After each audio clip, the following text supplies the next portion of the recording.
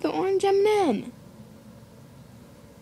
The orange M&M was talking to the red M&M.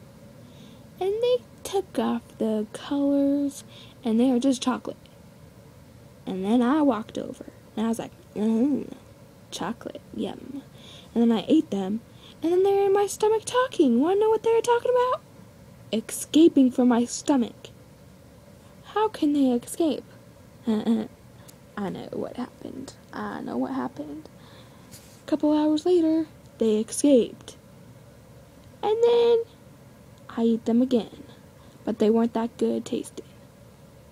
But they look like chocolate, but I ate them. They weren't that great tasting, but anyways, I ate them. They escaped again. And the cycle went over and over and over again. I'm not going to continue.